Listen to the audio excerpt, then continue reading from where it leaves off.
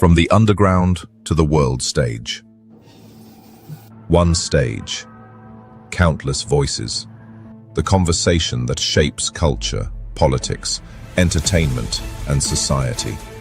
Politicians, comedians, musicians, actors, public servants, leaders, unfiltered, unscripted, unmissable. This is Debated Live.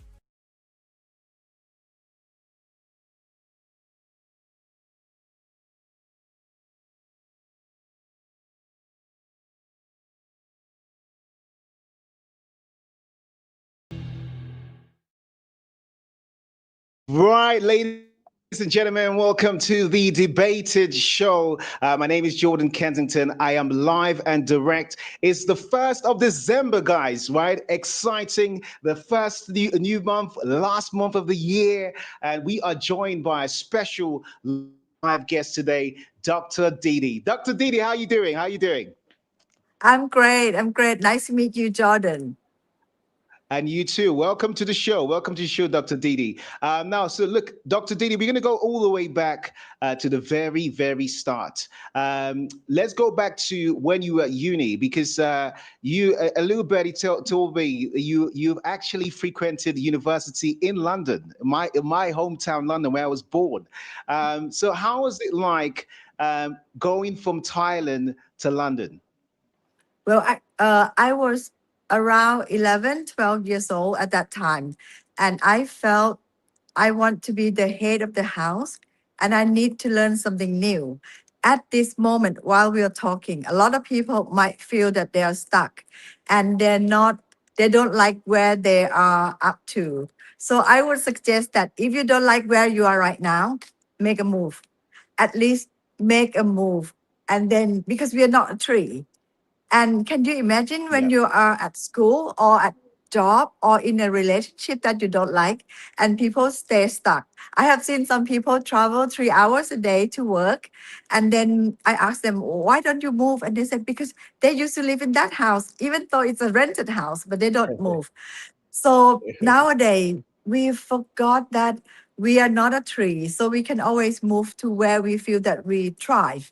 At that time, I was very young. I moved to London, and imagine the host that was supposed to pick me up did not pick me up. So I was alone at Heathrow Airport and didn't know what to do. So I took a bus to the host's house, and they opened the door and said, "Oh, sorry, our son came from Scotland, so we have no accommodation for you." And I remember the door was closed in front of me, and the snow, it started to snow, right? And I walked, and one of the homeless guy invited me to join him at the tube station, the Sloane Square station. My first half night of homeless night, yes. That is actually crazy. That's actually crazy. That's your first experience. That's such a humbling experience in London as your first experience. Now, you went on, to graduate, and you returned back to Thailand, and you got married, and you were obviously, leaving life and everything else. And for the viewers that don't know the story, on the year 1997, something happened that was crucial to your life, and it has to do with your husband. Do you want to tell us what happened in your own words? Yes. I went to London. I did 2 master degree. I got 2 master degree from London in economics and finance before I was 20. I came back and everything was great. I worked very hard and I married my best friend. And on the night of the New Year's Eve, my baby was about to celebrate his first birthday in a few days. My mom came and said, "Your husband has passed away. Your son's father had passed away." So that was my New Year present. However, I would call it a present because at that time, that morning, I found out that apart from my son lost his father and will never get to see his dad again, we inherited $3 million in debt. That's At that crazy. time, It was. I was 26 something. However, the wind blew and touched my body. I felt happiness rose inside my heart. So I said to my sister, "Hey, I feel the happiness rose inside me." And she said, "Are you crazy? Your son lost a father, you lost your best friend, and you inherited $3 million in debt at the age of 26, 27. You must be crazy to be happy." But I felt the happiness when the wind touched my body. So what could I do? I went to meditation. And at that meditation, I was feeling good because I could curse someone that took away our asset and left me all the debts. When my mind was going Mm. out to curse that someone, have you ever been angry with someone and you want to curse him? You think Yeah. about him or her? And you stop. However, Yeah, right. yeah. I saw the thought was going out. That moment when you saw your thought, it actually disappeared. When I saw my thought disappear, that was the first moment of my knowledge of human freedom. If your thought is not you and it disappear, then you're free from not just external circumstance. You're also free from your own feeling and thinking. Imagine normally we are the slave of our situation. If the situation is good, we feel good. If the situation is bad, you don't feel good. However, what if you feel bad, but you can see that bad feeling and you feel good? Yeah, I mean, there's a concept that you sometimes have to disconnect from the actual feeling of the situation and the actual problems or the challenges that you go through to be able to see it from an external point of view. And when you see from an external point of view, it's like I always say to people, when I'm invited to speak at places, I say, if you have any challenges or problems, you need to take it outside of you and write it down and see it in a third person. And that's the only time where you can externally pause for a second and think spiritually. It must have been incredibly difficult at age 26 and challenging at age 26. First of all, where did the 3 million debt you inherited come from? Did it come from your Well, husband? Did it come from somebody else? yes, Or because my husband did a lot of venture with his friends and did a loan guarantee for his friends and his partner and all that, which I had no idea about. However, at the end of it, because his pass away was very abrupt, so we had no clue whatever he did. Um, how, it turned out that we inherited the debt, but the asset will not belong to us. that's crazy. So you then discover something, because sometimes they say it's in your downest moments that you discover something about life. You discover something about survival. I mean, you cannot survive if everything is rosy. Sometimes when you're down, that's when you discover survival. You discovered something about holding um, negativity and making the choice to let it go a different direction than putting it into an action that would have led to more pain in your life. When you discovered that, what was your next step? Actually, I discovered one thing. First, I saw that my thought was not me. Secondly, I saw the pain in my leg because I had to meditate when you sit and meditate. I saw my pain was separated from me as well. And then when I saw it, it disappeared. I saw that when I stopped trying to push the pain away, it disappeared by itself. That moment, I learned that in life, we try to push something that we don't like away, and the more we push it away, the worse it gets. Oh, it comes, So yeah. yeah, the we keep doing things that doesn't work. The moment the pain disappear, I knew then that all the 3 million debts will disappear as well. So I live as if the debt does not belong to me. And I saw my own feeling for the first time. I saw my shame. Do you know that when people have debts, they have shame of the debt? The moment I saw shame, and those listeners who are listening, if you ever have shame about your debt, don't be, because You know why? When you were approved, when your loan requests were approved, you have been very happy. So you should Mm, always keep those happiness with you. That means you have the credibility for your loan to be approved. So why be ashamed about the debt now? You may say, because mm, you don't know how to pay for it. But then being mm, worried about it will not help you. When I saw my shame, mm. I said, no, I'm a very good client of the bank. So I marched to the bank, very proud of myself, and I negotiated the debt. And they Mm, gave me lots of amazing. discount. So I would say that your own fear, your own shame actually makes things worse. Another thing was that Mm, I was very scared to start a new business due to all those things that happened after my loved one has passed away. When I saw my own fear, I look at it. Do you know that why people are stuck at their failure? You know, a lot of people are listening to me right now. Look, one three. You know yeah, why? Because they fear that it might not be as successful as before. A lot of people yeah, that's sitting true. around me right now, and some of them have been stuck with their past success as well as their failure. A lot of them are stuck in their past success so much that they don't want to start again because Right. they have fear that they may not be as successful as they did.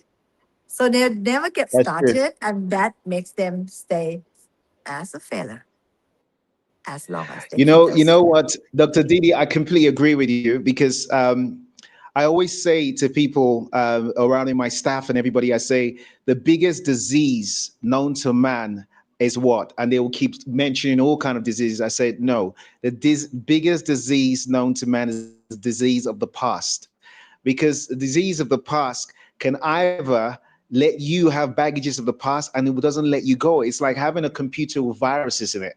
You have to learn to delete the virus. You have to learn to put new anti-software into your computer, and that's your mind, body, and soul. You know, when you have the past stuck to you, it's like carrying a huge baggage that you never let go. So I completely agree with you. The disease of the past is something that has really held a lot of people down. You know, it held a lot of people down. Now, you got it. Yes. Did you want to say something? Yes, I would say that when people are stuck, they just wouldn't be able to let it go. However, Yeah. in Asia, when a monkey comes and it got stuck, the farmer will put a coconut, cut the top of the Mm, coconut, and put some peanut inside. The monkey will put mm, his paw in it and then grab the peanut so tight that it fit cannot come out, and that's how the mm, farmer got those monkeys. All of us mm, hold on to our own peanuts that got us stuck mm, in our issues. So I would encourage the listeners, the audience now to look at whatever problem you are stuck with. That means secretly you have a hidden agenda that you're holding on to that makes you stuck to that issues. Maybe, like for example, one lady came to me and said that, oh, she was stuck with her husband because she felt that she came first, so all his mistress has to go away or die or something, no matter how much pain he put her into. But she got mm, stuck with holding on to the thoughts that even though he doesn't love her, he tortured her, he never come back to see her and took away all her money. She keep holding on to the feeling that she came first. Holding on to those peanuts actually hurt us. So check out what is your peanut that you're holding on. We are not monkeys, so we can let go of our peanut. At that time, I knew then I wanted to sell all the asset that I could get my hands on, or even sell things for my friends. And people ask me because it's 1997. It was Asian financial crisis. It's called Tom Yam Soup mm, financial crisis that nobody could sell anything. And they asked me, how did you manage to sell anything you wanted? I said, very easy. mm, The price that the best buyer offer, I took that price. Even though the margin is very small, but it got me out of debt. It got me mm. financial freedom in the later day. Initially, the profit might be small, but slowly you can accumulate those profits. So every situation or every challenges have their way out. The only thing that block you from your way out is you holding on to those peanuts. Sometimes we hold on, the worst thing is that we hold on to our desire for people to like us or to approve of us or to understand you, Mm. accept you, and think of you or speak about you in a good way. That I see as the biggest peanut. Because no matter how hard you try, how good you do, Mhm. there will always That's be true. someone criticizing you or not accepting what That's the true. way you do.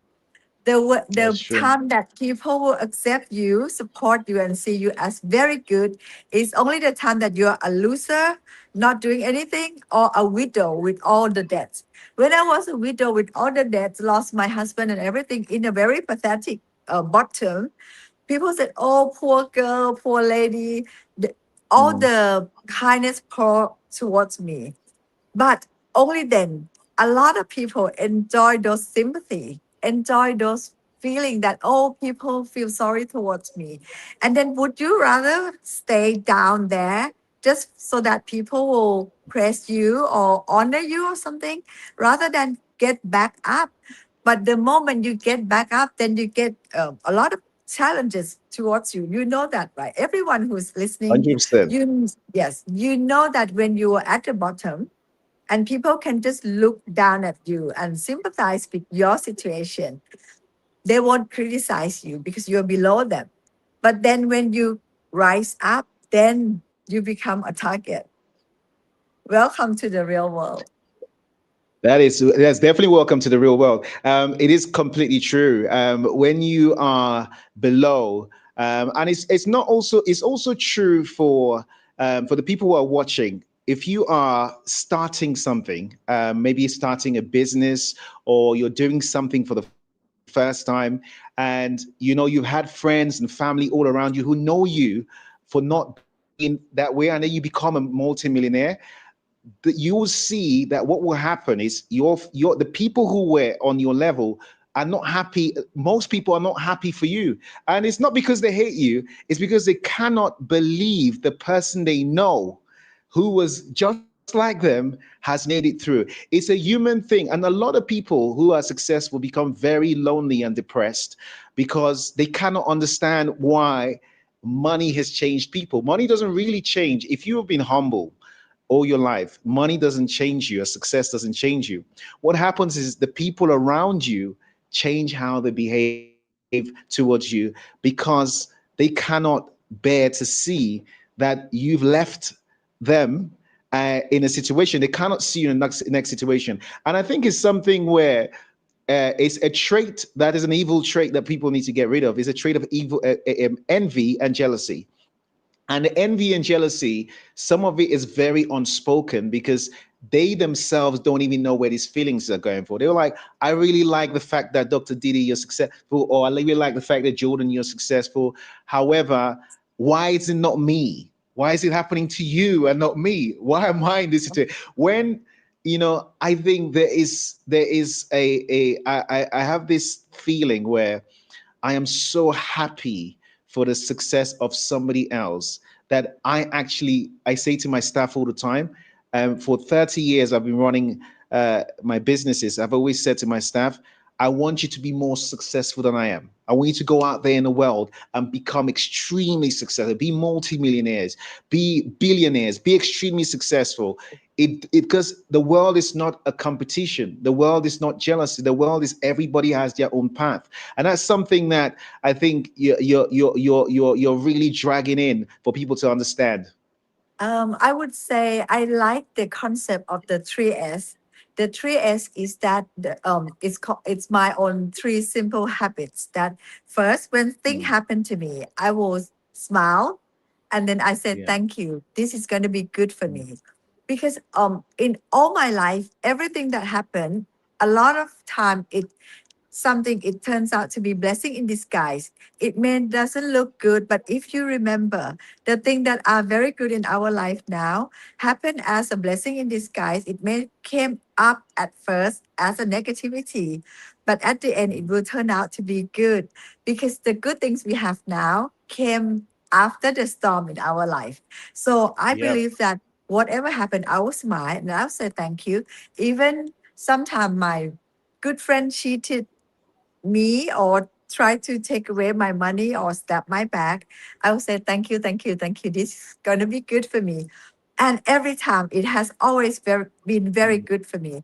And however, I smile, I say thank you. That's the first S. And I also count my blessing because, like you said, there might be 1 or 10 people don't like the thing you do, but there are millions of people that like the things we do. That is true. That However, is true. people tend to look at the black spot in the whole white canvas. So I just keep looking at the blessing side. For example, if I have 5,000 friends that love me, always stand by me, they can die for me, and 2 friends are not nice, I will not, because our brain are programmed to see, to protect us. So it keep looking at the danger. So I would say Mhm. that train yourself to do first S, simple habit of smiling and say thank you and then count your blessing. The second one, I would say it's set your goal and do what work. Because when at that time, how I paid off, oh, by the way, I paid off all the debt in seven Wow. months and I made 7 tenfold, months. 7 Wow. months, and I made tenfold of the debts very easily. Well, yeah, Dr. Didi, you can't just say very easily like that. How did you do it? How did you? Because you said you sold some stuff and you were selling, but how did you? I don't know. Obviously, you negotiated with the bank. How did you go off literally getting everything completed? Yes. First of all, for those people who have debt, you have to come back to yourself and then count your blessing. What are the things that you will not change, even though you have $1 billion in your bank account now? The things that you will not change, such as your favorite dish, which is very simple. I like a ham cheese sandwich. I will not change no matter how much money I have. Your friends, your favorite book, your favorite movies, that means all those things you are already living at $1 billion life uh, quality. So then you feel blessed. The what I'm saying is that you have to generate the feeling of wealth from what you actually have. At the moment, people thought the new concept is that you fool yourself as if you're already rich by just imagining things. No, you don't do that. You have to feel the real stuff that you already have in life. Like my friends here, it's already 2 p.m. No, 2 a.m. in Thailand, and Hmm. they traveled with me from London and Zurich, and they had to stay up in order to be with me um, recording this. So all those great things that you have, no matter what, you count those. You know that it's good. However, the second thing is that once you know that you already have a lot of good things in life, negotiate the deal, negotiate the debt, and then you focus on allowing the debt to pay off. Run on the, like you set aside the payment for the debt so that you don't have to keep paying attention on the debt, and then shift your attention towards the revenue. My focus was on the revenue. On the other hand, I set my accountant to deal with the debts. I always make fun of her that you are the one who have expenses. I never have expense. I only have revenue. Revenue and profit is what I see. So what I focus Hmm. on, that things grow. My accountant has to focus on whatever I have. She has to focus on dealing with the bank. So in our life, the negativity part, you set someone who can feel detached to that issue to deal with it.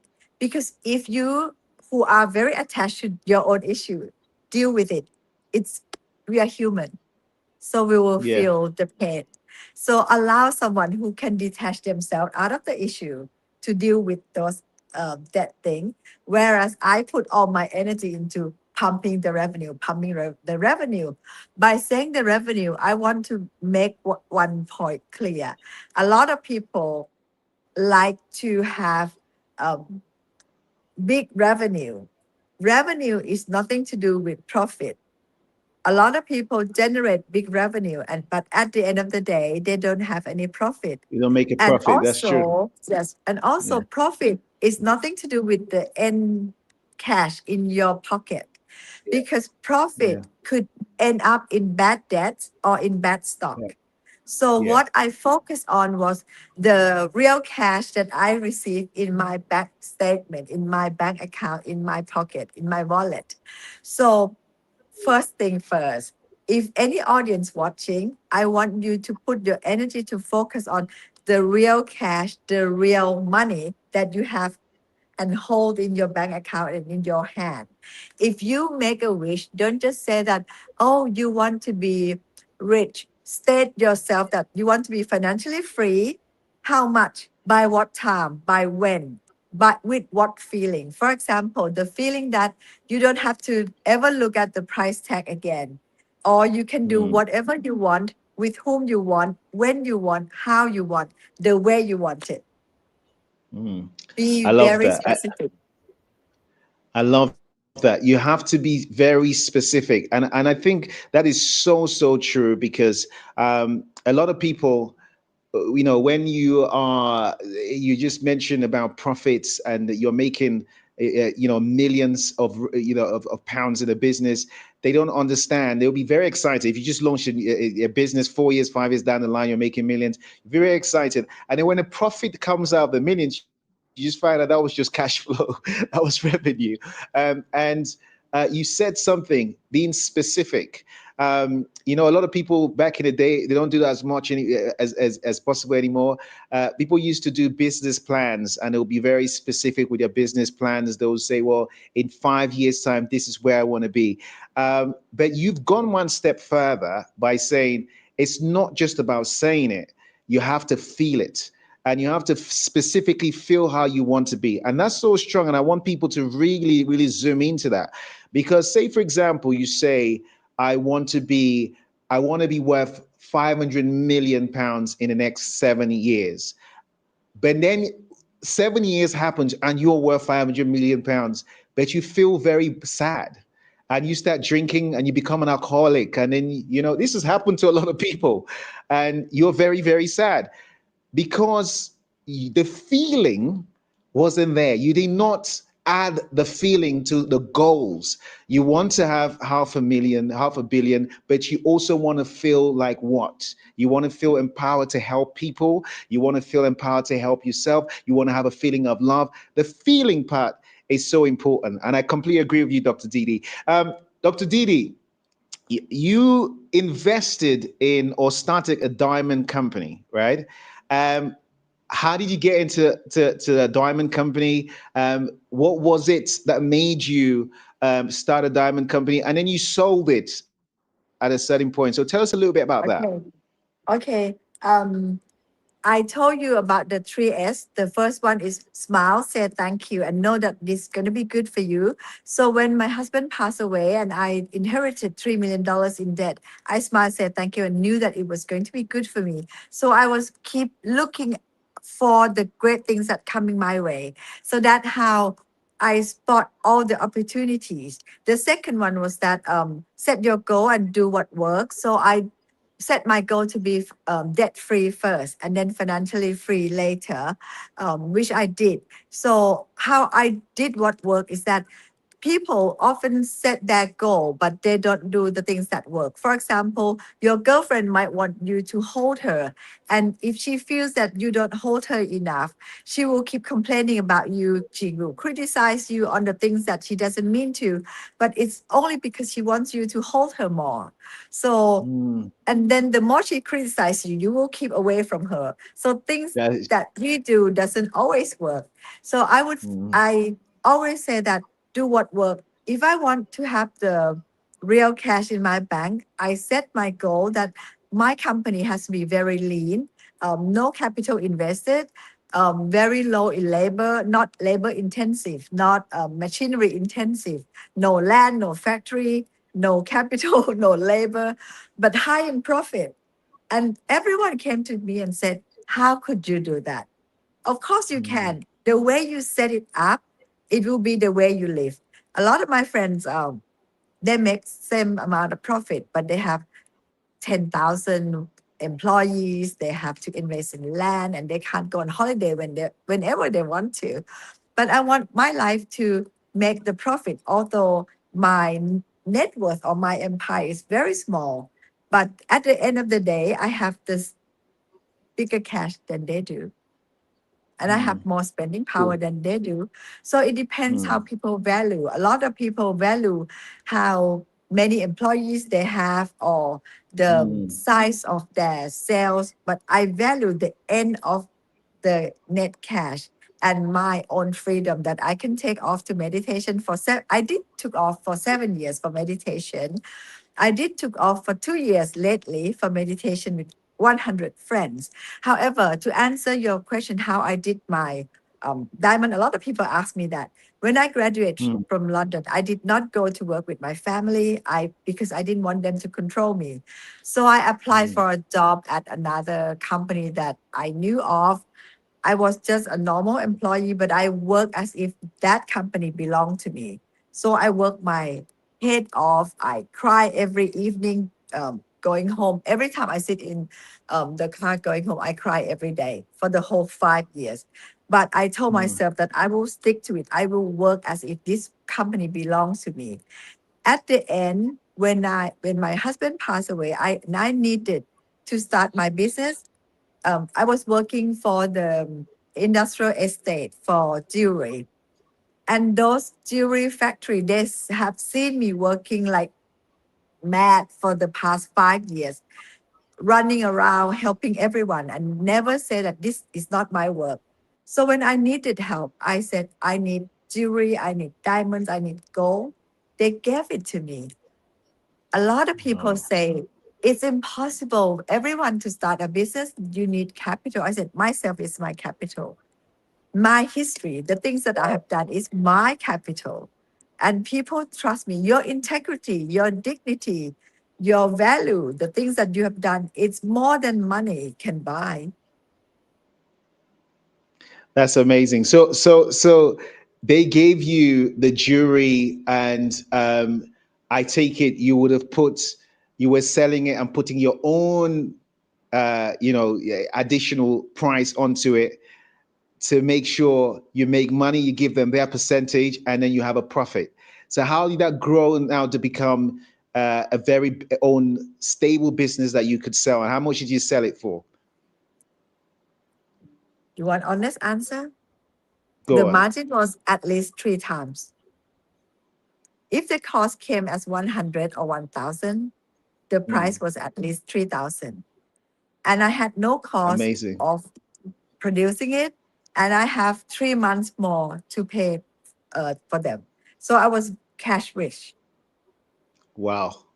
And That's however, you amazing. have to come with a good business model because at that time I was working in a shopping street, and I saw all the jewelry store set in a very expensive setting that a person like me, 25 years old, 20 to 25, 26, I would not dare to go into a shop like that. And I imagine Mm, that why are diamonds are sold in an expensive shops? And what about people like working women? So yeah. back in those days, 30 years back, I think, 30 years back, there was no diamond for working women. So I talked to the BS who was promoting diamond that I will set up diamond as a kiosk next to the donut kiosk in department That's store. crazy.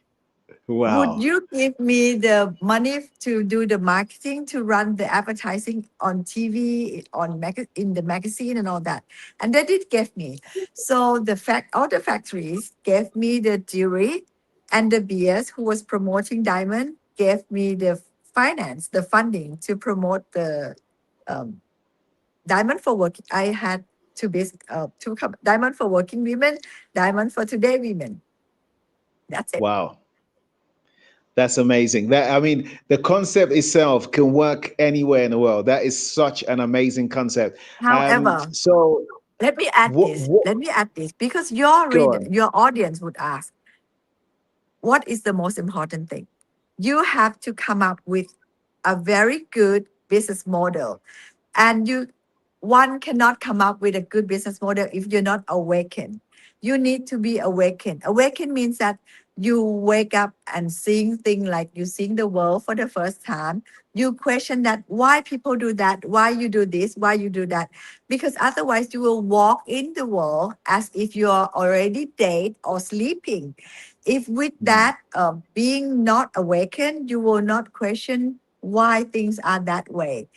The moment you start questioning that why things are that way, you can come up with something to solve people issue. For example, one for example, I asked that why people um, why people feel sleepy, and if I don't want to do plastic surgery, what can I do? Then I just come up with all the supplement things, all the formula, all the things that I want to do. And if I don't want to go and do the plastic surgery to lift up my face, I just come up with all the formula for proteins, lifting Collagen. effect for your skin, those things. And I sell those intellectual property. That's even That's more. great. Now, would anyone dare to say that you can't sell intellectual property? So you come up with something. You sell this. I sold these intellectual properties to a lot of people around the world, a lot of brand, and I'm behind it. And I make a lot of money by thinking it, testing it. Actually, the formula came in my family 100 years ago. We developed it as the Thai. We are a very good alchemist, I would say. For example, Yeah. Red Bull was originally made in Thailand, formulated in one of the Yes. Thai great family, until the Yeah. Austrian gentleman come and partnership with the Red Bull family. So as a Thai, we are very proud of our cooking as well as our chemistry, our alchemist skill. So I sold those alchemists, those formula around the world. Until now, as a VC, venture capitalist, I invest in a lot of young people who come up to me and say, "Oh, Dr. Didi, I want." They come up to me and say, "Hey, they want to make proteins, they want to make supplements." I invest for them.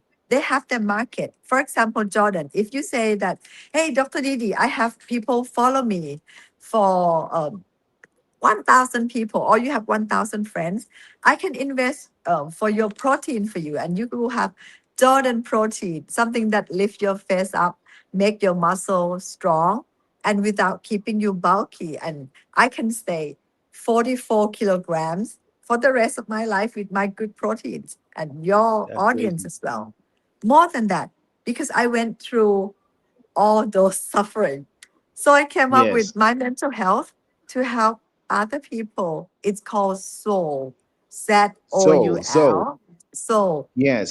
so people can use this for free. Initially, I made it for the war country in Russian, Ukraine, um, Palestinian, Arabic. So it came up in 17 languages, hoping to help people that are in need. So at the end, I created this mental health app, and it's for free. I don't, That's amazing. um, initially, the team keep putting up the subscription just to make a lot of people happy, but actually everything is free. So you can just use it without having to do it. Now I've just asked them to pull down the word subscription, because they get everything for free anyway. So that's, That's absolutely amazing. I want people to support people by, if they listen to this, the morning they press, it will come to you and say, life will be great. Your life is in a great position. Everything will align to you. All your dreams will come true. All the great vision you have for your life will come true. And that's the thing that I want people to hear, instead of hearing all the news that are negative to life. At the moment, we need to hear positive things, because good things in, good things come out. If Yeah. we keep hearing the good things, whatever you see people are doing good or doing great, like Jordan has just mentioned, press them, press the Lord, That's press true. the people, That's true. press their efforts, and press the Lord. Thanks God, thanks the universe for all the things that you have blessed me with. And know that your life is safe. Because in our life, imagine I would say that with all the protection, a lot of people came to me that Dr. Didi, he doesn't have faith. He told me that he didn't have faith. She told me that she didn't have faith. And I told them that they do have faith. You know how? Because now we are standing on a rock, big rock called Earth, that weighed like 6 septillion tons. Septillion is 10 with the square of 24, 6 septillion tons rock. That is moving by itself around the sun, orbiting at the speed of 107,000 kilometers an hour. That's crazy. And we Wow. living on it with faith, knowing that tomorrow will be great. Tomorrow will be great. That means Jordan and Didi have faith that life is good. 100%. So if, like Jordan just said, 100% life is great. The earth is supporting us, so you will be great. So I guarantee you that if you have good, pure intention, keep your frequency high, your intention pure, and keep your energy positive. What happened is that even though you have to walk, oh, someone sent to me. From this moment forward, your life is aligning perfectly for you. All I the love right that. opportunities will come to you. She said, The right life will I be accept great. that. I love that. I from love this that. moment forward, your life is aligning perfectly for you. Your life And is aligning perfectly for you. yeah, I just love that. You know, I wrote a book years ago called Following My Intuition, and it's on Amazon, and it did really, really well. And you have a book called A Compass of Life. What made you write The Compass of Life, and what is The Compass of Life about? actually, it ran out of stock. In Asia, it was sold under the name Life Compass, and in Amazon, it was sold under the name Compass of Now. However, it has been out of stock for the past 10 years, I think. We sold more than direct to customers. This is another thing. At that time, I actually sold it through direct mail, and so Mm. I kept all the revenue from the Oh, the books. profits, Dr. Didi. Dr. Didi, you're a real entrepreneur. I ain't gonna lie to you. I thought I was an entrepreneur, but I met a real. You're at the next level. Next level. I love that. I really love However, that. however, you can listen to it for free now in the Soul app, Right. ZOUL Soul app. So it's all I love free. that. It's audio because I know that you're probably lazy to, no, you don't need to use your eyes to read. So you can hear Yeah. it while you're traveling, driving, cooking, and all that. So you can hear all my 10 books in the Soul audio. I love that. Now let's talk about investing. You are also an investor. You just mentioned there that you like to invest in people. You like to invest in people that have got ideas. Some of the areas that you invest in is fintech, and you also invest in a lot of other areas as well. What do you when you see the fintech industry? I started. A few years ago, actually, we're featured on Forbes. We started a fintech bank mobile app, and it caught on. We had like 2 million customers, and we sold it.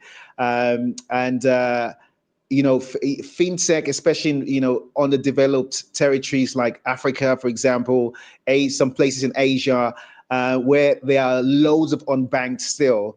It's a major marketplace. Do you really, when you look at the fintech industry in the next 5 years, with the changing in of cash, you know, cash is going to CBDC, and you know, there's digital currency coming up. How do you look at that in terms of Spear, and how do you look at that in terms of investing in fintech?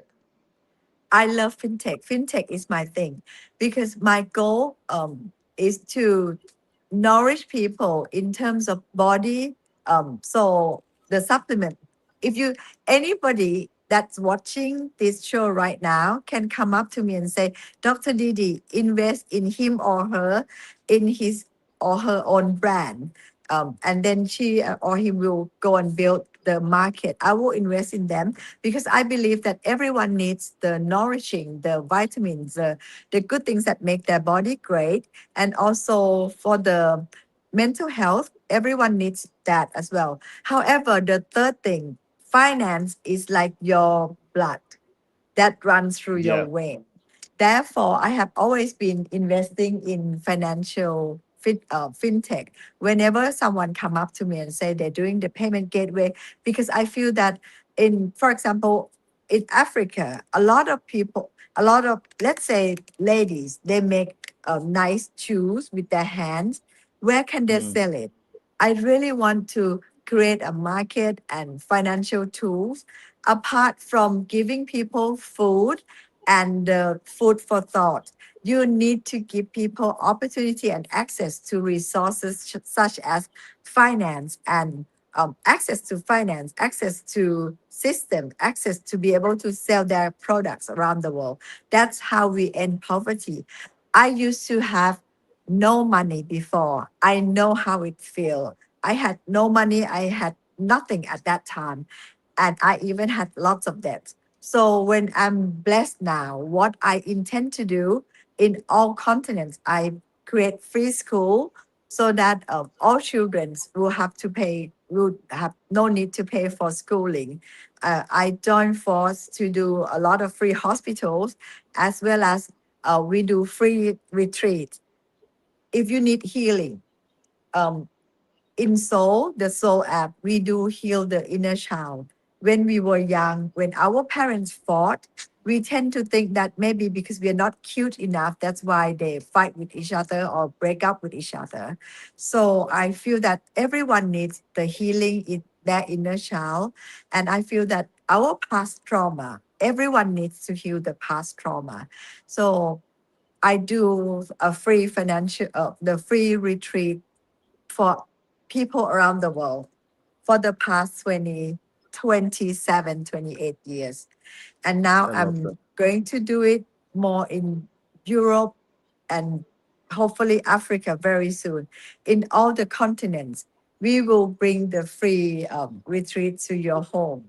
At I love In that. the past, at the moment, I have the beautiful center, like where I'm sitting right now, as a free house. We give free accommodation, free retreat, free meals for people who need healing. No matter what they have been through, someone betrayed them, they need healing. I love Some that. they lost their business, That's, they need healing. They lost their wife, their loved one, they need healing. All those people, we heal them for free. I love that. You know what? You speak just this everything you're talking about. Some of the things you're talking about just align with what I do, and some of the things that we're actually working on. So we have a huge center we're working on right now called the Love Clinic, TLC. And the Love Clinic is literally what you're saying. People go to hospital for different reasons, but the Love Clinic is like a hospital for healing, love healing. Like when you feel heartbroken, if you feel like something's happened to you that you need, and people need healing. And a lot of people get depressed because they don't have a place to heal.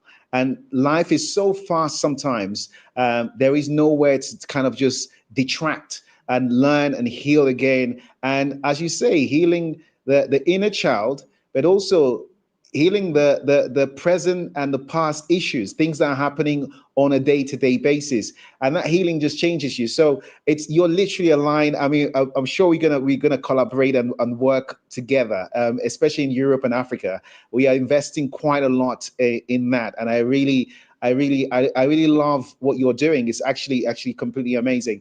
When you look at your philosophy in life, where do you think that came from? There's a lot of people, have different reasons why they are like the way they are. On my side of things, I lost my dad in 1995, and I became homeless in 1999. My dad actually owned a bank, which is funny enough in Africa. He owned a bank. And when I lost, we had everything. We were completely so rich and everything else. But when I lost my dad, his family took over everything, so we lost everything, right? And when I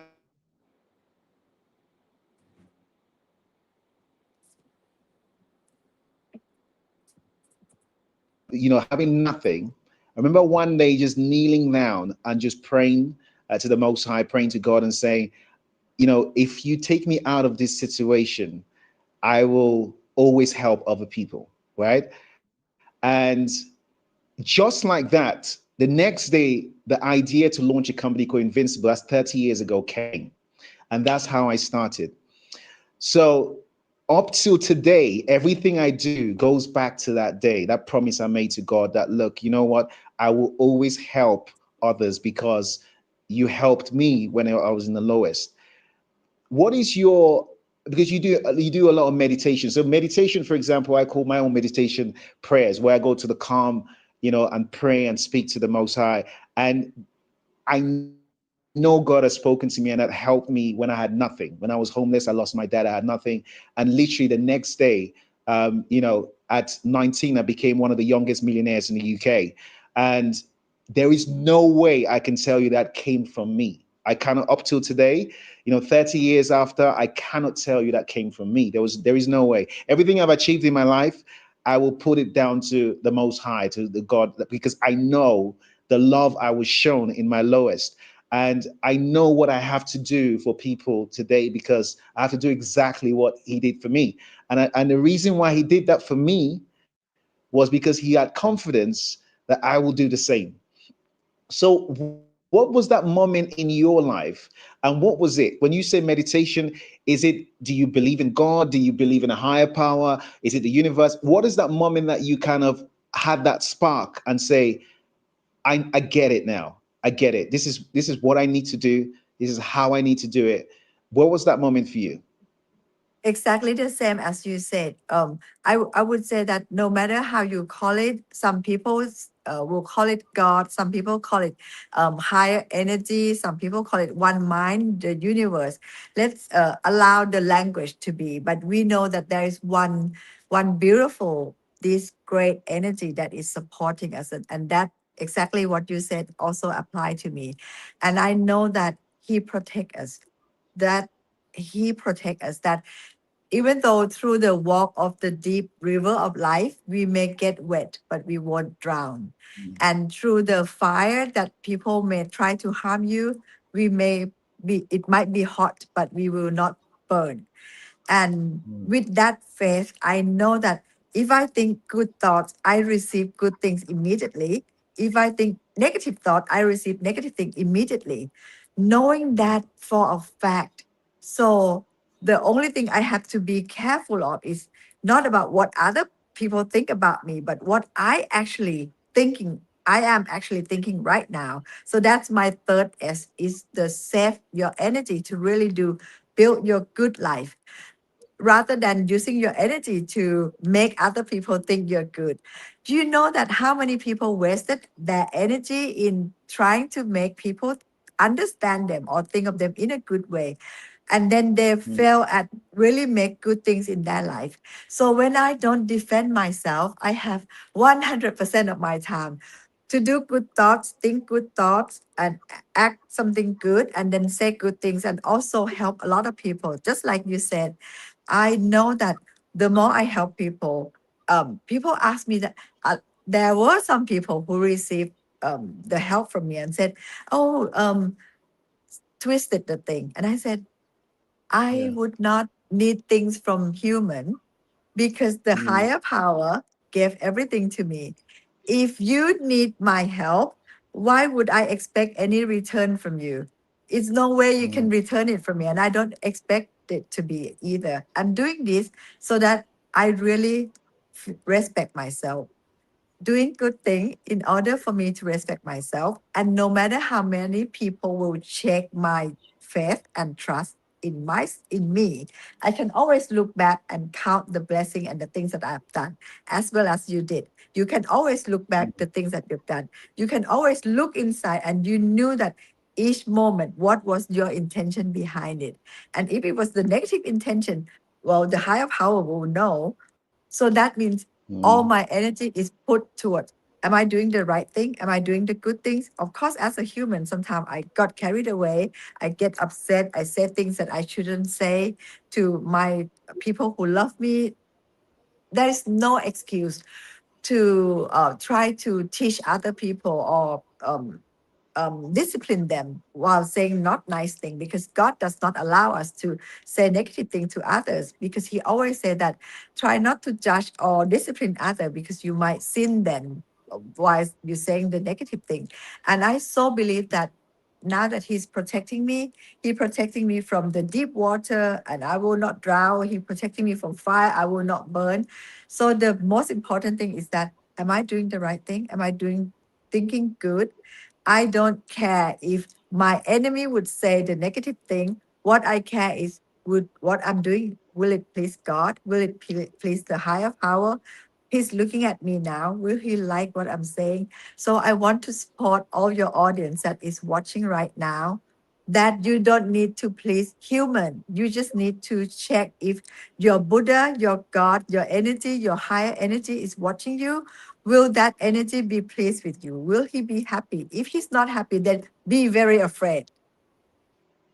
I love that. So let's talk about. You mentioned it a little bit. You mentioned everyone's human. Everyone gets upset. Um, Anger is something that I don't care whether you're the king, the queen, anybody. At some point in your life, you get upset. You get anger. The question is, obviously, Dr. Didi, you've been angry yourself. How do you deal with anger? And what is the best way that you would say to the viewers if they get angry? How do they deal with it? I'm the worst one to ask about this question.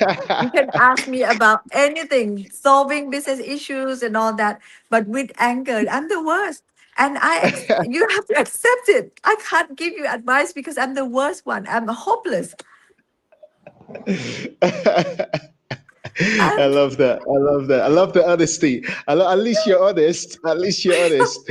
Um, you also mentioned alchemy. You mentioned Red Bull, and Red Bull's from Thailand. I remember going to Thailand 2 years ago, and I discovered the story of Red Bull, and it was very enticing. And you mentioned alchemy. Have you read Paulo Coelho's book, The Alchemist? Have you read that book? yes, Um, yes, of course. so when you look at alchemy and you connect that with the law of attraction and a law of visualization, how do you sit with that? There's a lot of people. I was talking to Mark Cuban from Shark Tank, and he was talking about the law of attraction. Putting, visualizing. Um, do you stuff like vision boards? Do you have this thing where you put stuff together and you attract it? What do you believe in that? Do you believe in the law of attraction? Of You know, course. And you know yeah. what? It's so special that you asked this because I've just finished my vision board. I can one friend show On you a this? vision board? And That's we did it crazy. just like half an hour ago because Oh, all of we've got our to do it board as a have family then. That's we've got crazy. everything that we put in the board that we have to keep updating our board every 3 or 4 months because everything we put it Wow. on the board, we received it. So now we're putting the new one. Come on, faster, faster, faster, faster. Keep That's moving, keep moving. amazing. That is so amazing that I And asked you we that and did you guys are doing it. Yes, and we That finish is it half an hour. Come on, keep moving, keep moving. For example, I will oh put this. wow. This is come on, come closer. I can't turn around. That This is is the picture. amazing. This is a picture of me giving the money away 10 million for the That's amazing. meditation retreat. So I have to remember the good things I did, and then I put the things that I want. Okay, next one.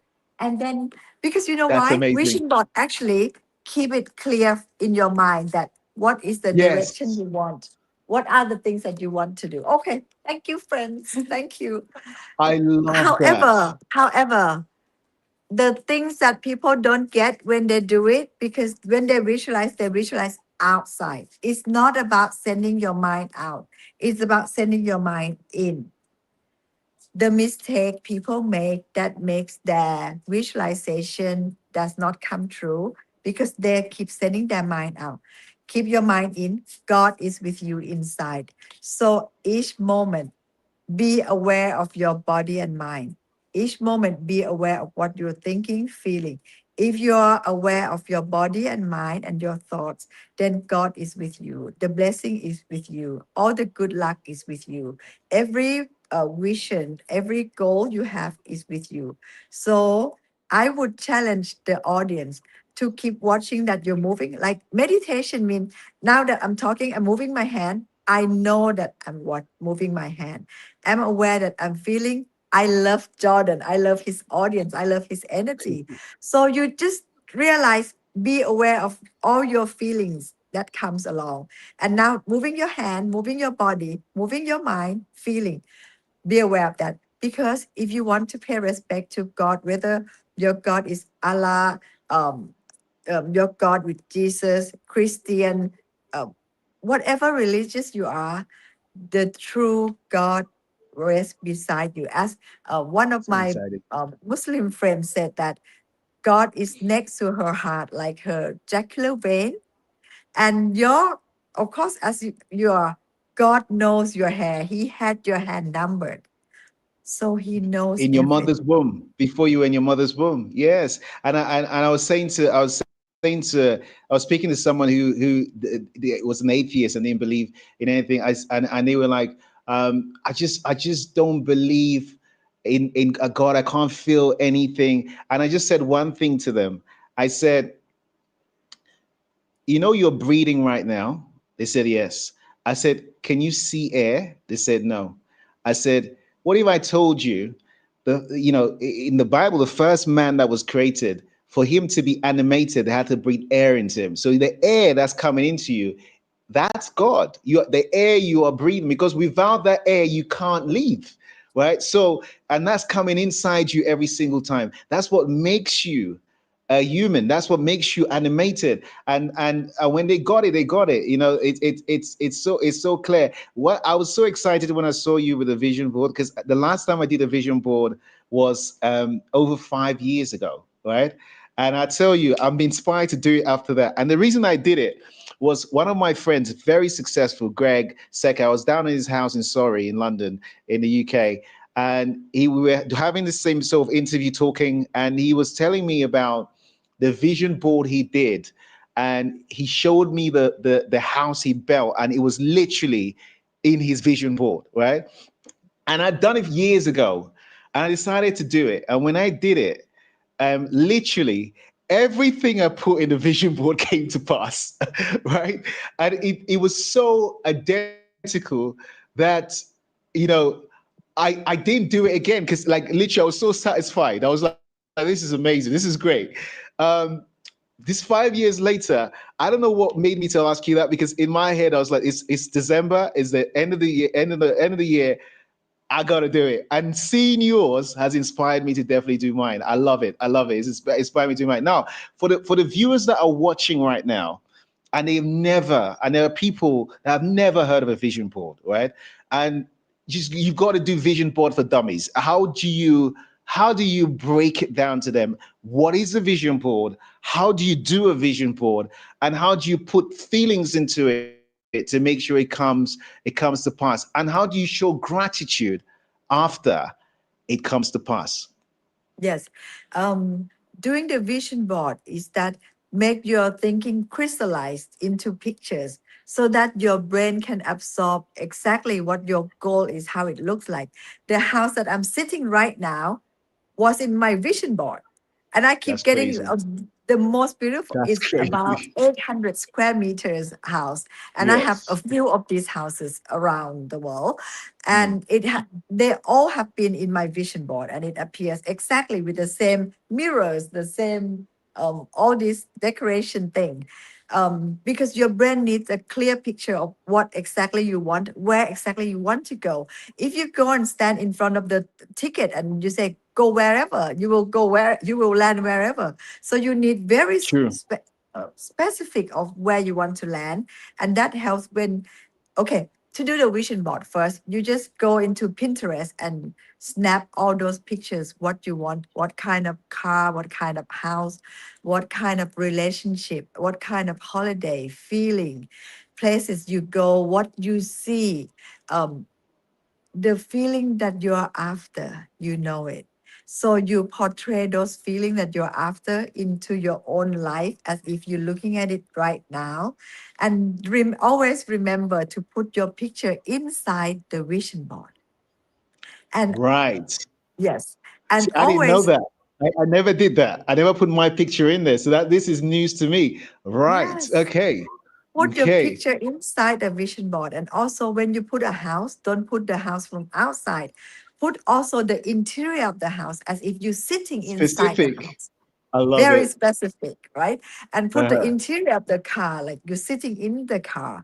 So once you see that and you have those feelings that you already have it, and then you use that energy, what good are you going to do to this world? So that your subconscious mind will allow you to have it, because your mind will protect you only that it feels safe, it feels that it's going to be good for you, it will allow you to have it. So when you put in the pictures in the vision board, you know that there's no objection from your side to object those things. You know that you are comfortable with those house, those car, those life, those holidays, those help that you can provide to the world. It's like living twice. First in your brain, explicitly make your brain pictures come out in the vision board, and then leave it again. I relive my vision board several times because I keep updating That's it crazy. every 6 months. I get it in 6 months normally. I love it. I love it. I love it. I introduced something at the start of the year with my staff, and I said to them, I think everybody should keep a miracles diary. A miracles diary for me is something that you keep tabs on the miracles that happen, so that you're able, when you're feeling down, which nobody's perfect 24/7, but when you're feeling even a little bit down, you can go out and read those miracles, and there's a miracle diary where you can say, on January, this is what happened to me. In February, this is what happened to me. This is what. But what do you think of keeping a miracle diary? When we started the interview, you talked about counting your blessings, and this is kind of what I'm talking about. What do you feel about keeping a miracle diary and how it will do for your self-esteem? I do that every day. I That's keep crazy. my I keep my journal. Um, Actually, your great life is built by the small routines. Yours, our small habits build great life. A lot of people say, oh, New Wow. Year resolution, those big resolution. No, it doesn't work that way. It built from the small Yes. routine. For example, I listen to the audio, the soul. Actually, it tells you how you set up your vision board, and it will give you how your vision board come to life.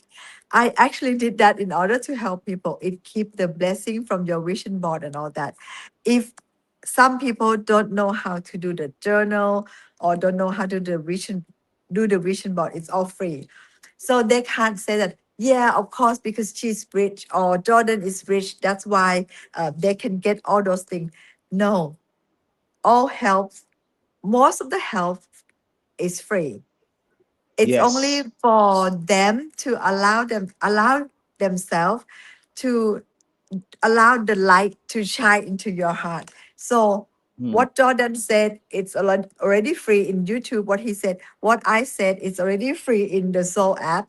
Go and listen to it. Hmm. It will tell you everything. Even though you have to, in I can say that 99 situations that you have to face, I have Hmm. it. Whether you break up, single parents have that have to go on show or Yeah. meetings or fighting with your girlfriends, set up a vision board, visualize your dream life, or your future Yes. self come and talk to you. We got things covered. Because why? Jordan and I have been blessed by God. God gave us 100%. everything. And now it's our turn to pass it on to other. While Jordan and I pass it on to others, we are receiving it. And believe it or not, this talk, I'm learning so much from Jordan and from all the And audience me that are too. with I'm us. learning so much from you too. I'm learning so much. Honestly, me too. And I love it. I love it. So when you now look at life now, and you see, the world that you see today, the world has changed a lot. I speak to a lot of young people, who, some of them, they are, yeah, and that's something that we have in common. Where I look at fear, I call fear, F stands for false, E evidence, A appearing real. So false evidence appearing real. So fear doesn't exist. But a lot of young people are looking at AI and looking at all this new stuff happening, and they get scared. I speak to a lot of people, students at universities. A lot of young people come to my seminars, and they get really scared of the future. And it reminds me of when the internet first came. When the internet came, people were very scared. There was like, jobs. What jobs are you going to do? The internet's going to take over. And the internet did a lot, but it also did a lot, good and bad. What would you say to young people who are watching and they are a little bit confused about the future? They're saying, you know what, there's going to be AI. Like AI, if you wanted to be a journalist today, and you write for a nice newspaper, you literally are competing with Chat GPT. Chat GPT will write better than you. If you want to be a filmmaker, there are AI, sets that would do something better. So what do you say to them to keep the faith and not be scared of the future, when you've got technology racing ahead, that when they graduate from uni, you graduated with a doctorate, degree, but you've got people that will graduate with degrees, and even I graduated with a law degree, and there are AIs that are practicing more law than lawyers themselves. And so, what do you say to those people that say, "Hey, you know what? It's good. It's good. You guys are talking there, but we don't understand what you're going to do in the future." What do you say to them? What, okay, audience, what you believe, that thing will come true. If they Ah, choose to believe that AI will make them a billionaire, AI will make them a billionaire. So choose your okay. belief well. Um, Fortunately, my PhD is in self-efficacy. It means how your belief shape your reality. So I love my that. research is on how your belief actually can shape your reality. So I would say choose your belief well with this AI. You know why when people say they're confused? Because when they are confused, they say that they're confused. They don't need to act. They don't need to do anything because they're confused. So when people say that they're confused because they deny their own responsibility. By denying their own responsibility for their life, that will get them into a negativity. So drop the confusion because there is no time for confusion. You can just say, yeah, you got it. Nobody get it fully well, but you have to start before you're even ready. Because when I started all my business, I had nothing in my hand, but I start immediately, even without any staff. And I found that every successful people start even before they started. However, Yes. those people don't need to go and try to read a difficult book. I would suggest children's book because the original law of attraction was written by Francis Rondo. Hodgson Burnett in Okay. Little Lord Fauntleroy, in The Secret Garden, in The Little Princess. I I would say recommend that go and read those children book. The three books I love very much. The by Francis Hodgson Burnett, and it tells you Francis how Hudson Bennett. your what you think can crystallize into reality. So be very careful with confusion. AI is very simple. It's just like making a wish to the universe. You have to write the prompt. So even though AI can generate output, then there is some person that has to put in the prompt for the AI as well. So be very good. AI is just like when you make a wish for the visualization. Like I said, I wanted my life to be low, my investment to be low in capital, low in investment in land, people, very little labor, little factory, no machine, and only lots of cash in the pocket. I love So that. AI will give you exactly what you put the prompt in. I love that. I love that.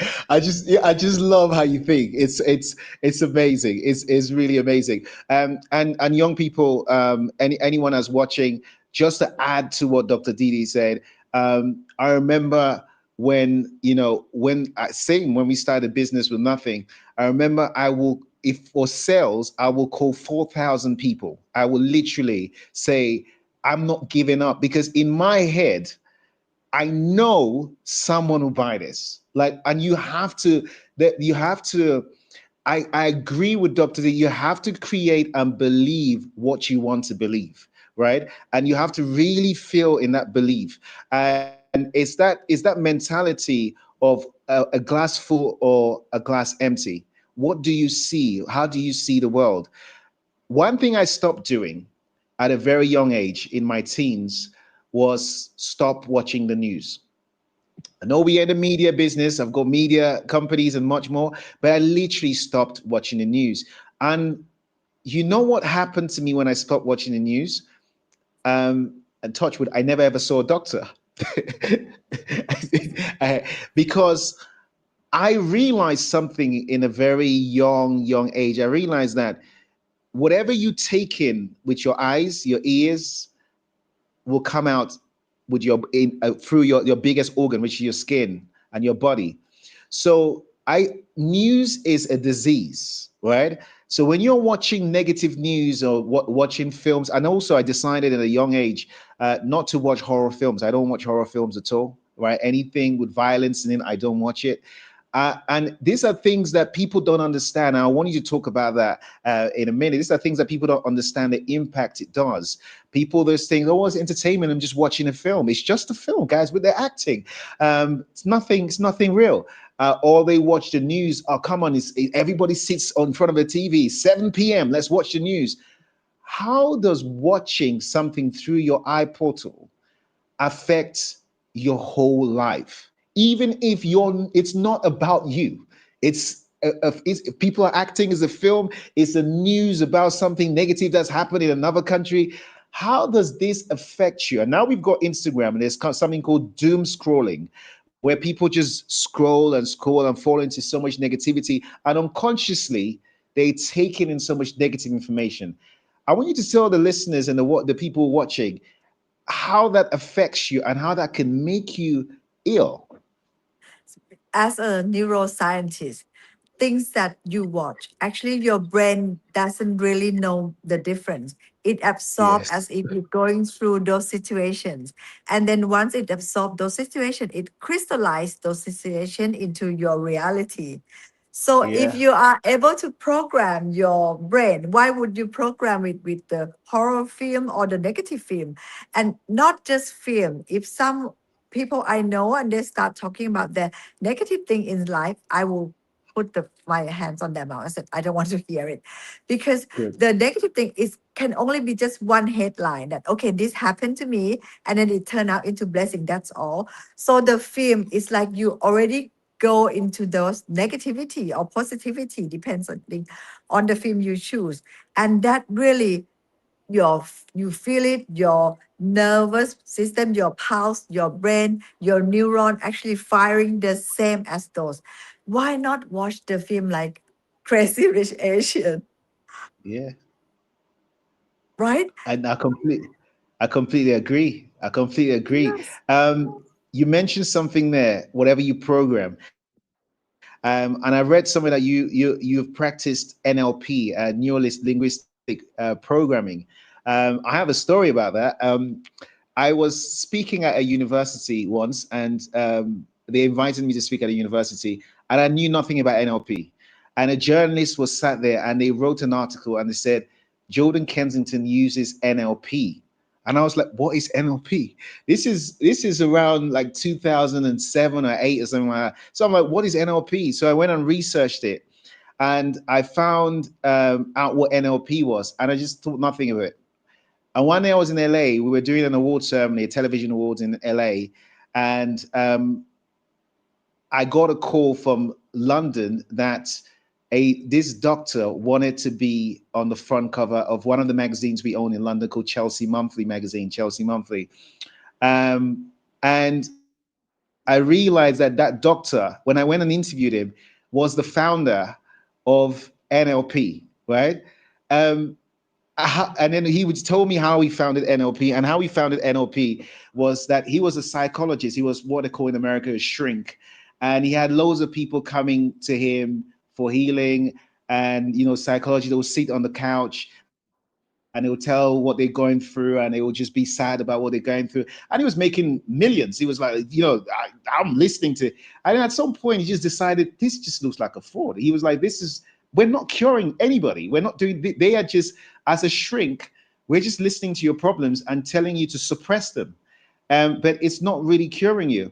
And he realized that you need to literally change the program, right? You literally need to, and the thing is, why the lady at that university, when without knowing about NLP, said I was doing NLP, was I literally said I had this fury in my head where your mind, body, and soul was actually, when you look at a computer, whoever made a computer designed it with your mind, body, and soul to mind. And my whole idea was the way you have to look at a computer is that when you have a virus in the computer, you cannot just say, I'm just going to put the virus in this folder and keep it in this folder.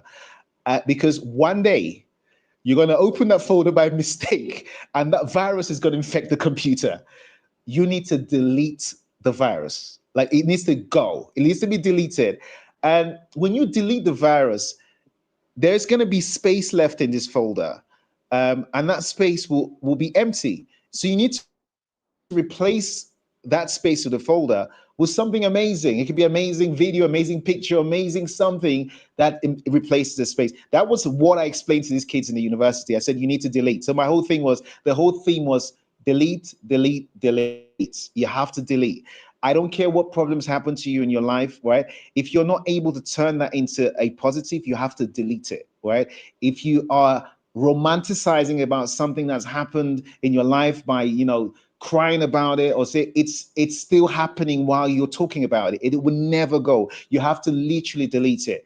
And when we talked, I think his name was Dr. Richard Bandler, and when we talked, he was like, that's exactly the reason why I stopped doing the normal psychology. I realized that as like a computer, if you put a new program, it becomes new, right? So neuro-linguistic programming is changing that program that you've got in you. How did you find out about NLP yourself? I just told you my story, how I found out mine. And how do you practice NLP on your side? Because actually, when I went into meditation 28 years ago, I wrote the book called Compass, Life Compass in Asia and Compass of Now in Amazon, which I said you can listen to it in Soul app. It's actually cover both reprogramming what you're thinking from your past experience. It's you're playing the same music, you're playing the Yeah, same thing in your brain. So you need to play it somewhere else. However, like if you go to God or you meditate, you will know that in order to do that, you need to be aware of your mind. right. The thing is, start with something very simple, no matter whoever call it under what name. That's why I don't try to frame it under each name, because other people call it in several names: hypnotherapy, hypnosis, um, meditation, guided meditation. It can be called anything. But in the end, it comes up to, do you know how you're feeling? Do you know what your body is doing? And then if this program or this thought doesn't work for you, it doesn't work, it's not good for you yourself and other people, drop it. By seeing it, allow you to drop it.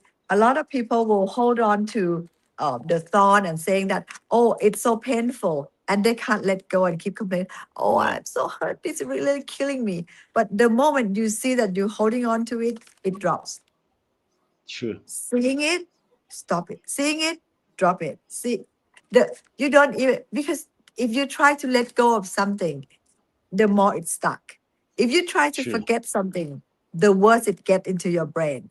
You don't need to even try to forget it, but you can just look at it and be very friendly with it, as if, yeah, I can live with you, and let's see how long you're gonna stay in my life, and it I love will that. just go away. Because the secret about life is that your thoughts, your loved one, including your life, will rising and passing away. The moment that we have been talking for some time now, each of ourselves has been passing away rapidly, Yes. and things have Yes. been doing that all the time. The reason that the pain keep going on in your life, in people's life, or the things keep repeating, because they don't see it. And with the quantum physics, you actually know that everything disappear all the time. Everything disappear, and at the end, it's only emptiness. It's a void, and you can't even see your real self. There is no you. Even your body is disappearing all the time. Your mind keep disappearing like a flashing light. The moment we see it, it disappear. So I would encourage all the audience that the best thing you can do, whether you believe in God or Buddha, is to look inside, because it's beautiful. I have wrote several beautiful songs. I would rather encourage you to listen to it, also I in will the soul listen as to well. it. It's Yeah, free. It 100%. Yeah. said that all the challenges that you receive, in order so that you can come back to God, come back to your own light, and find your way back home, your true home. I love that. I really think that is inspiring a lot of people. And I told you guys, I said, Dr. Dee will be inspiring a lot of people out there today, and you've inspired so many people.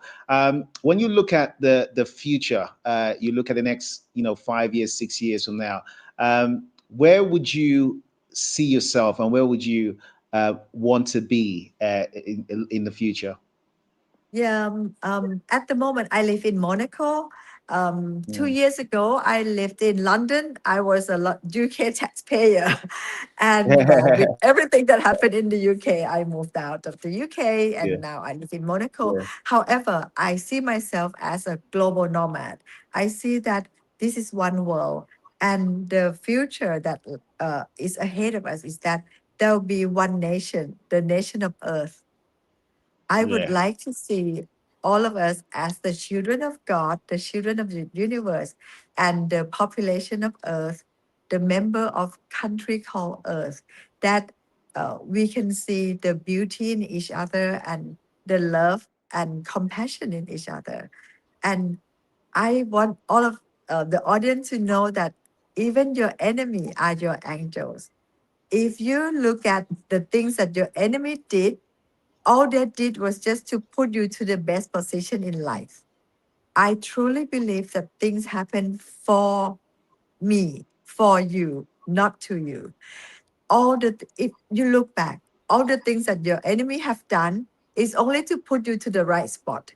Maybe the universe only see that you are with the wrong people, overstay in the wrong crowd, doing the wrong job, or not realizing your true potential, or you living your life too small. So the universe sent your enemy to push you really real hard, so that you will Yeah. live a great life. Without your challenge when you were 19, when your father had the issues, you wouldn't be this Mm. great. You wouldn't have That been is a true. millionaire at 19, and you wouldn't have That's helped true. so many people. Same as what happened to me. So with all the Yes. negative things, actually, it was the great things. Paying off the debt was very easy, but Mm. when as a opinion leader, I know you have experienced it. That's why I create an app, so that there is no me behind it. As an Mm. opinion leader or thought leader, we become a target, and Yeah. I love that so much. I just see that, oh, You they love want you me to love be, that? yes, they want For me to be real? Okay. better.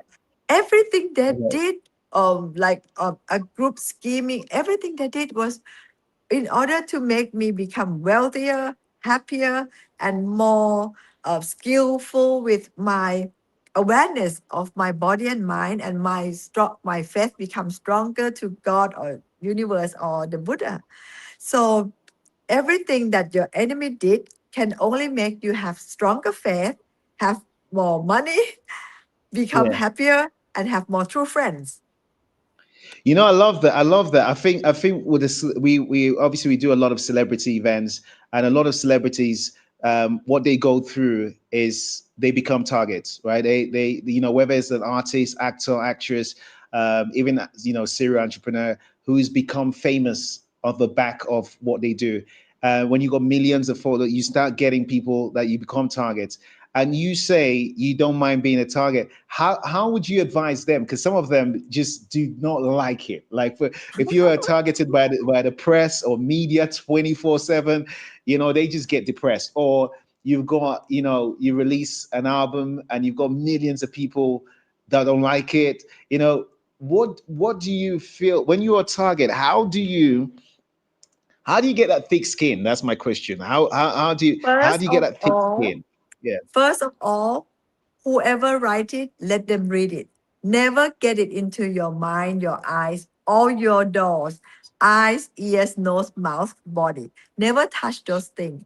You don't allow those things to get into your head. You don't see it, you don't hear it. So it's like somebody come to give you a present and you don't take it. You don't go out of your house to take it. They have to eat their own shit. I So love that. I love none that. of my friends ever tell me anything. I never know. I will not Yeah, I allow love that. myself to know. I'm only here to receive I only good love that. news. And if anybody tell me any criticism from anyone, I will beat them to death. So So, so, first thing, so, so, so, I love that. So, in theory, you are living in your own world, and it's your own. It's your own. You do not want anybody to affect that bubble. I won't call it. I don't like to say bubble because bubble can burst. Let's say world, right? So you built your own world, and it's a template in itself that whatever you think is real in your world is real to you, and anything outside of that, if you don't pay attention to it, it doesn't grow. It's like if you plant a seed and you don't water it, it doesn't grow to become a tree and doesn't bear any fruit. So you just do not pay attention to it you just do not pay attention to it. exactly. Because I love actually it. in life, there are always great things and not so great things. So whatever you pay attention to, that things actually grow. So I only want to hear about good things that people do so I can praise them. I want to hear about the Lord. I want to hear about God. I want to hear about all the religions, all the people that believe in good things. Because people who say negative things, they are run by Satan anyway. They're That is run true. by their sin. So why should I listen to Satan? And none of my friends should talk about it either. So unless if I'm doing something not good, I expect my friend to say, "Hey, Dr. Didi, you shouldn't do that." Or I will criticize, I will correct myself and do that by myself. But whatever the enemies or people who have ill will towards you, first, never let that get into you. Never read it, never see it. And if you need the law to take care of it, like somebody changed my password in my company and tried to take my company, yes, I sue them, but I allow the Yeah. lawyer or my right hand I wing love or that. left hand wing sue them with 20 court on the Yeah. 20 cases because we have the fund to take care of the bad people, but we don't. We have to save our beautiful heart to stay beautiful. So pay people that they don't feel anything to take care of those negativity. So let me play angel's advocate. This last past weekend, we did a huge produced a huge event, television event, massive. We had about 4,000 people attend. It was live on TV, etc., etc. Um, and I was a little bit angry with my staff. We had a meeting about it because some of them did not perform to the high standard that we are accustomed to. So I had to sit them down and I had to explain to them that look, this is not the way to behave. You have to, when you're doing this sort of things, you're live on TV. There's so much at stake. You have to be on a level. We almost sacked one person. I'm sure they're watching, but we didn't in the end. Just suspended in the end. We didn't. how do you deal with situations like that? Because this is close to home. Obviously, when you run businesses, and when you run businesses, even if you've done it in such a way that you don't have 10,000 staff, etc., you've made it so compact. You've made yourself like the Airbnb and the Uber. Airbnb have no hotels. Uber, you're self-employed if you're driving a car, but you still have a bit of manpower that you have to run. So what happens when you have to discipline staff, but you have to do it from a place of love at the same time? Because it's not just them ruining a something. It could be them ruining their own opportunities. You can see so much good in somebody, and it's them ruining your opportunities. How do you confront those kind of situations without getting emotionally attached to it? I am emotionally attached. Love it. Of course, you can't expect Steve Jobs to produce Apple without being emotionally attached. It's nonsense. Of So course. I think that people should accept it, that if we are passionate with our work, we will be emotionally attached. And I will Yes. kick the hell out of you if you don't perform. So better do it Yes. well. But I will say everything that you should be doing, because that's Yeah. how God expects you to do. God said that Yeah. you finished your work today beautifully, perfectly. Otherwise, if you leave something undone today, he will not be pleased, because our staff will not know the effects that will cause from not doing the job today. Get it done well, because could affect the whole world. So it's good for them that they 100%. get some volcano sometimes, right? Yeah. Yeah. I love that. I love that. Of And course, then, this is a debated show. Yeah. by saying that you and me, we have emotional Yeah. bank account with them. They Yeah. know that we are telling them about the behavior, not criticizing the person. It's not Yes. killing the person, but it's killing the wrong behavior, and then they can 100%. reflect. So I I always think, yeah, sorry, please. No, I completely agree with you. I always come from a place of tough love. It's tough love. I always come from a place where I say to them, this is how I put it to members of staff. I say, look, let me tell you something. If I saw you literally sleepwalking into a fire, right? I'm not going to say, hi, hey, please stop, don't go. Because you're going to sleepwalk, and then you're going to tell me in the other end, why didn't you tell me? Right? So I have to say, hey, hey, hey, hey, don't go there. You're gonna. So and they get it in the end when I say that, because they sometimes think, life is about, you have to, is in the Bible, you got to spare the rod or you spoil the child. You have to be strong when you need to, and really let people know that this is a place of love. You are ruining an opportunity here, and if you do not wake up, you are literally asleep. And people need those wake up calls. And I know there's a lot of CEOs that watch my show sometimes, and they don't know how to handle. They don't know the line between really, disciplining their staff and just going crazy. And I always say, discipline with love, but you have to be honest. The moment you lie to somebody, you have actually led to, I mean, do you know the teachers I loved more in school today, and the teachers that are my best friends today, like teachers who taught me in school, were the ones that were hardest towards me. The ones that were lenient, I realized that they didn't care. Like the teacher that would be like, you come at any time, do whatever you want, it's all good, come on. It's like, as long as I'm getting paid, you can come to class whenever and the teacher that will put you to the side and just be like, Jordan, fix up. You need to wake up. Like, you are intelligent, you can do this. Why do you want to be like everybody else? Those teachers today are my best friends. So to those entrepreneurs that sometimes find themselves in that dilemma, because you don't get taught this at school, right? What advice would you give to them in how to discipline with love? Well, first of all, you don't even need to explain yourself. And then your team will obviously know that either allow us to teach them or let the universe teach them, let them choose. Would they rather have the universe lesson them or discipline them, or us, Yeah. Jordan and me, or their CEO Yeah. to discipline them, which is obviously going to be much softer than the universe Yeah. giving them a lesson.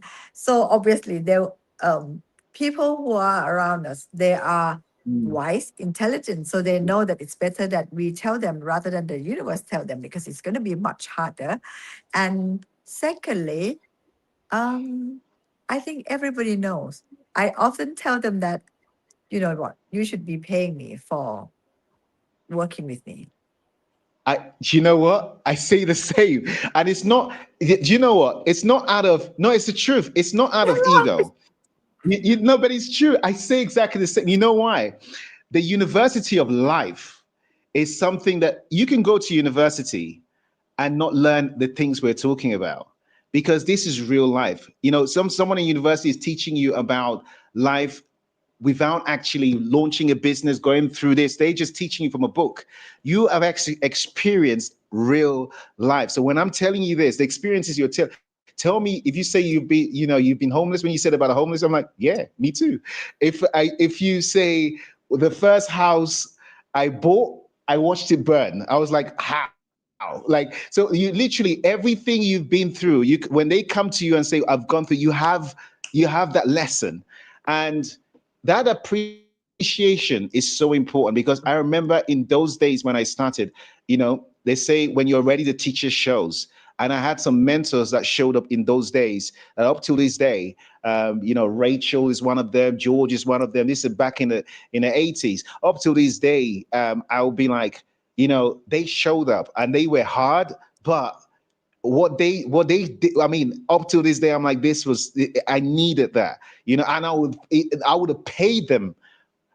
Do you think that gratitude is so important? And this goes out to a lot of people who Yes. are working in places, and you're working with people that you can learn from. Do you think that Yes. gratitude makes all the difference? Of course. And when I said that, I didn't mean me as me. I mean all the CEO, because how I Yes. felt towards my boss when I was working with him, with everyone, Yes. that actually we should be paying our boss for Same. allowing us to practice and ruin a lot of their business as well. And they teach us while we're getting paid. So when I said, I don't mean for me, I mean for all the CEO around the world. They are Yeah. actually giving people the opportunity to learn while making money to Making feed mistakes. making mistakes and feeding our Ah, own family. yeah. Yeah. No, I love that. I love that. So, well, guys, this is a debated show, and in a debated show, we always have the red box, the debated red box. The debated red box, we pick a random card, and we ask a random question from the card. And so, I'm gonna pick one of the random cards here and ask a question on it. And this is completely random. So, this card says AI versus human creativity. Who wins? Dr. Didi. AI win. AI win. Because You why? say AI wins. All right. Why? Yeah, Why would AI you? Why? win. Why would AI win versus human creativity? Don't forget, humans created AI. So why would Yes, why would AI win? AI Go on. wins. Because human is behind AI. Because I wrote the Uh, prompt. I like that. I like that. Okay. So and then we have something on the show where we say, "What is your hot take?" So what's your hot take is basically something that you believe, that you don't care if anybody says no, I don't believe that. That's but you completely and utterly believe that's your hot take. So Dr. Didi, what is your hot take? Well, um, things happen for you, not to you. That's one thing. I love that. Things happened For for you, not you, to. not to you. Explain. Things happen, be it negativity or positivity, negative or positive. They happen for you. Like God makes something happen to either prepare you, protect you, or grow you. So once you I know love that, that. your reticular activating system, your radar, actually will see that, okay, you get this. Sometimes we don't get the things we want because God wants to protect us. Sometimes God delays something because he wants to prepare us. Sometimes God makes something more difficult because he wants to grow us, for us to be ready to receive the things that even better than we can even imagine. So to all your listeners who have been through a lot, since I could say that I've been through, I totally understand the things that you have been through, be it financially or friends or whatever negative things. And I just want to give you all a big hug, and I want you to often give yourself a big hug and big applause, and know that God loves you, the universe loves you so much, and things are going to be great. And you will get through this. You will survive every situation, and all is going to be great. And you can't imagine the life ahead of you, that how wonderful it would be. For example, when I was young, I was walking past the Hotel de Paris in Monaco. I was too scared even to walk inside the hotel. But at the moment, I rent it in long term. I use it as a home. It's one of my house in Monaco because I That's haven't crazy. found. Yeah, that's crazy. So Yeah. I'm telling this in order for you to know that the life that's ahead of you is beyond your wildest dream. It's going to be so good. It doesn't matter who your enemy is, what they're trying to do, as long as you keep your energy up. You keep your energy high, you have your pure intention, you have strong faith, and you watch every thought, every action, every single words you say.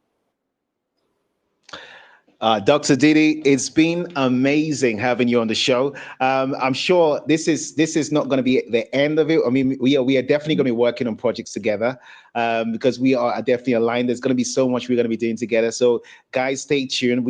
I'm very excited about what is to come, and for everybody who's watching Debated right now and they're going into the new year, you mentioned something at the start about New Year's resolutions and things like that, how it's important to have that on a daily basis, not just on a New Year's. What's your final word to all the viewers about, starting today and making sure they're consistent for tomorrow and the rest of their lives? Yes. Remember the past New Year and you make New Year resolution. It doesn't work that way. So things happen with your routines, with your habits. So keep a journal. Write the things that you want to do. Keep your routine, the things that you want to do. That small habits actually change your life, because you can tell a person's destiny by seeing their routines, what they That's do in true. a day. That's true. I love that. I love that. Look, Dr. Didi, it was amazing to have you on the show. And we will be inviting you back as much as possible. And we'll be doing a lot of stuff together. Guys, don't forget, this is a Debated show. You can catch it on all platforms. You can rewatch it again on VooVixTV.com, YouTube, Instagram, every single platform out there, Spotify, everything else. And obviously the National Film and TV Awards website as well.